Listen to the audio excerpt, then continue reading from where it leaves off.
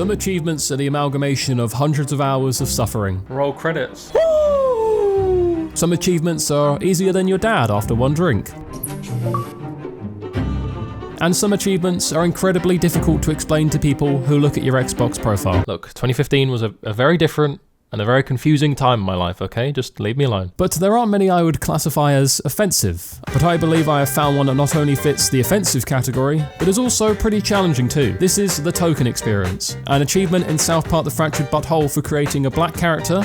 No, that's not the hard part. And completing the game on Mastermind difficulty. So with my uncle cancelling our brisk weekend away to Paris, I had nothing but free time to kill and an achievement to earn. First thing first, I had to fuel this big gaming sesh, so I grabbed some nutrient-rich Skittles and cracked on. I then of course had to create a black character, which would put me on the hardest difficulty setting. Not for combat encounters, we do that later on in the game, I just mean for like life in general. We start our day in the best way possible, by painting that bowl like Picasso while our parents are having an argument in the hallway. Weirdly, this is almost nostalgic for me as I grew up with gastrointestinal issues and my parents' marriage was falling apart, so I'd often be on the loo while they were screaming at each other. I then ventured outside to beat up some of the local children, which in fact wasn't as nostalgic for me, because it's hard to be nostalgic about something I did last week. I would also then die for the first time, but not due to the difficulty of the combat encounter, due to failing a QuickTime event because I was too busy shoveling Skittles in my mouth. So after recovering from that broken neck, the game would then set up the general premise of me and my friends being superheroes and needing to find a missing cat for the $100 reward to fund our superhero franchise. I would be playing as a blaster, and my first action as a new superhero would be blowing up the entire world by touching something that strictly has a sign saying, "Do not touch." I just always feel the need to touch things I shouldn't. Objects, I mean, not humans.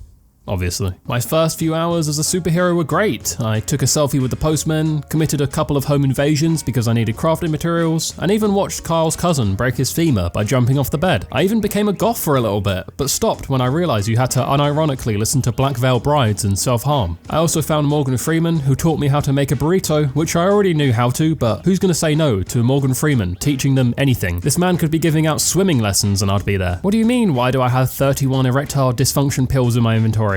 I think the real question is, why don't you? And that's why today's video is sponsored by your dad's bedside cabinet. Got that special someone coming over and worried your game might have a little bit of flop to it?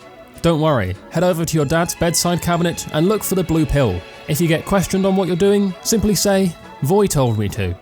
Anyway, combat was a breeze, I was having no issues with the enemies, and I was flying to this achievement with seemingly no trouble at all. That would all change soon, but first I would sit down with Mr. Garrison and have the gender talk. As we all know, if there's anything middle-aged men know better than missionary with the lights off, it's gender identification. So, do you identify as being cisgendered or transgendered? One uncomfortable conversation and a wild fight with a couple of rednecks later, I would be served up my most frustrating moment in the game yet. I visited the local church and made my way to the broom closet, knowing full well there would be a couple of priests waiting to molest me. Unfortunately for me, I turned up to church on the one day there was a priest in who was actually morally responsible and cock-blocked me so hard. It wasn't all bad though, as in the church I would find a beautiful white quilt,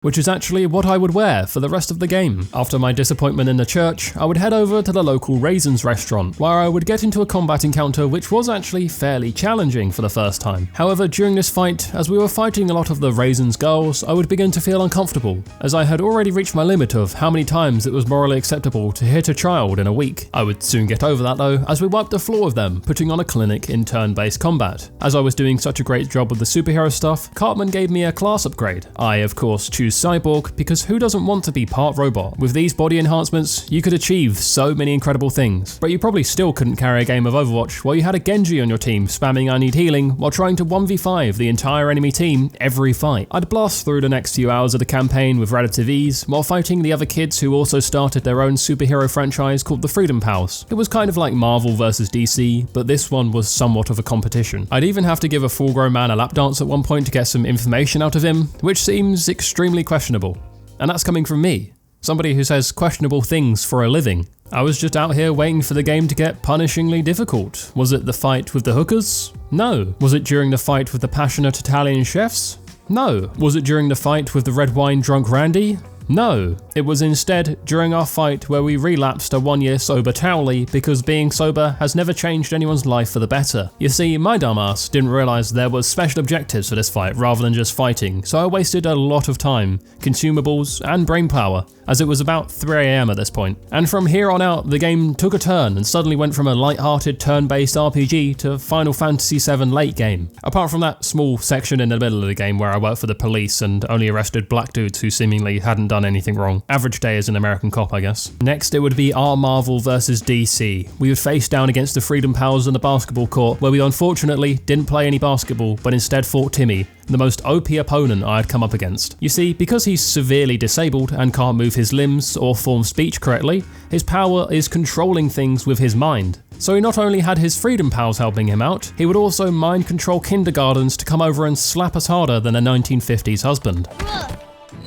What was it? I mean, I'm saying this like it was excruciatingly difficult, but I actually finished this fight on the second try. It's just significantly harder than anything I had before this. Mastermind difficulty? Ha! More like easy difficulty. Am I right? No, I'm not right, as the game would actually get challenging, as I would also descend into madness from playing for 8 hours straight into the early hours of 6 AM. I was literally just trying to keep myself awake at this point. I mean, I don't know why, nobody was forcing me to play the game, I just wanted to. My toughest test would come at the hands of Professor Chaos and his minions being illegally immigrated Mexicans. Turns out that rolled ankle they got while climbing over the wall wasn't the worst thing to happen to them this week. Anyway, this fight was a near tactical masterclass, with me coming a pubic hair away from dying multiple times. It also lasted 13 minutes, which is a really long time, and you should never let anyone think that 13 minutes isn't an adequate amount of time for something to last. Here I was, thinking this part of the game would last me 20 minutes max, and I could tuck into bed with my cats and sleep as the sun comes up, knowing YouTube is my job and I have no real responsibilities to wake up for. I would, however, be very, very wrong, as the whole thing would last me until an hour later, with 7 AM fast approaching and the sleep deprivation kicking in. I would have to fight Professor Boss, the Chaos Boss. The Chaos Bot? Professor Chaos the Boss, man. Mecha Minion, Chaos Supreme! After a little bit of grinding, we would take down the boss, but unfortunately, it would spawn a second phase, and I felt like I was having Souls flashbacks. But due to my rather large stash of consumables that I hadn't really used up until this point in the game because everything had been so easy, I did it first time, and it wasn't that bad. So after another cutscene, and another, it was finally time where I could save my game and go to bed. Oh, I'm moving. Can I save now? Yes. Yes. Yes. 10 hours of South Park in one day is way too much South Park. Shut the fuck up, Carmen. I'm going to bed. Alright, so after an 8-hour slumber, a coffee, and a bowl of gluten-free porridge because your boy has a sensitive stomach, it was time to get back in black, like I was Metallica. Our first mission of the day would be breaking Butters out of his room because his dad grounded him and locked the door, using the same lock my uncle has installed on the shed. I feel like I could just go out the window. No? The second time round we would come up with a much more logical solution, shove a hamster up my arse and fart it so hard at the fuse box it shorts all of the wiring. Silly me for not thinking of that beforehand and trying to escape through an open window. With Butters now freed, we would go down to the living room where we'd have a little scruff up with his dad. For a guy in his 40s, whose biggest fight up until this point was the battle with his own sexuality, he definitely put up a good one and nearly took us down. Me and the gang would then pitch into helping the local homeless population by performing at the talent show. I busted out the most complex instrument known to man, the triangle. Did you know that being a full-grown adult and playing the triangle is the same thing as being abstinent, because you'll die a virgin? The triangle proceeds to score me no riz with the old people, so I whip out the trumpet and stick it in my arse, but apparently that's much worse. They get so angry in fact that we get locked into a turn-based battle for them. This is even worse for me, because when picking out my character sheet, I put my kryptonite as old people. So as if the smell of piss and old body lotion wasn't bad enough, I was now fighting my kryptonite. The battle does rage on for a fair while, but honestly I didn't really notice the difference fighting my kryptonite compared to fighting a regular enemy at this point in the game. So me and the boys managed to wrap this one up without taking too many L's. After this, I head off home to my loving parents. Just kidding, they're screaming at each other and my mum is drunk. Man, I really thought I put the difficulty setting on Mastermind, not realistic. She then does that wine mum thing of talking to you while you're trying to sleep, but I just want her to leave so I can browse wiki feet in peace. There's no time for sleep however, as when the sun goes down, we're back out on patrol with Mysterion. I'm actually getting kind of worried about our boy though. With school during the day, hero duties during the night, I don't remember the last time he got a clean 8 hours rest. We head to the police station as we know there's some shady business going on over there. I mean more shady business, not just the standard shooting teenagers in broad daylight kind of shady. As you can imagine, walking in there as a black kid was the scariest thing I could ever do, but luckily for me, they were equipped with tasers and not 9mm. So we fight our way through the station, making it to the holding cells where we release the French national football team to freedom. Things then get very, South Park, as we find the basement where it turns out the police are a part of a cult. They feed and worship this mutant monster, whose name I cannot say because it actually has a racial slur in it. I obviously don't say racial slurs unless I'm having a private conversation with my white friends at the golf club, so I'm not going to repeat it now. The only way to defeat this beast is to feed it white people, as it's allergic to white meat. It's not the hardest boss I've ever faced in a video game, but it's definitely one of the more unique. Speaking of boss fights, once we had the mutant monster out of the way, the next one we would face would take the cake as the most infuriating. You see, up until this point in the story, we had just been trying to find the cat for the $100. But with each passing day, the town was going crazier and crazier. As it would turn out, Cartman's hand puppet, Mitch Connor, was actually running for mayor and doing some very, very bad things to the town,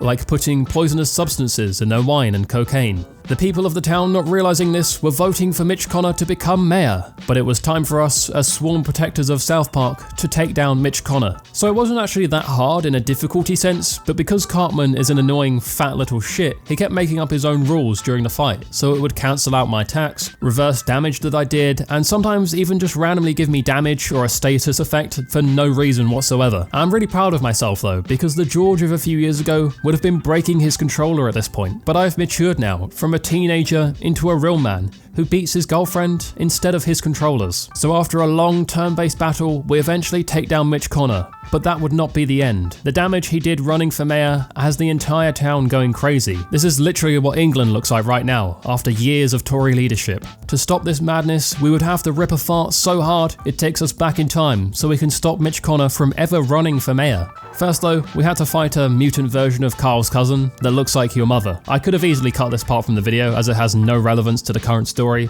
but I realised I hadn't done a your mum joke yet, and a Voiy video without a your mum joke is like Leonardo DiCaprio dating a woman over 25. It just doesn't happen. So we go back to the start of the game, and I have to defeat ourselves because we clearly don't know the first rule of time travel is to never change anything in the past. At this point in the late game on Mastermind difficulty, every fight took like 20 minutes to complete, and dying resets you to the start, so death at this point was honestly just deflating. You know, it was like burning your toast. It didn't make me angry, it just made me feel upset and defeated.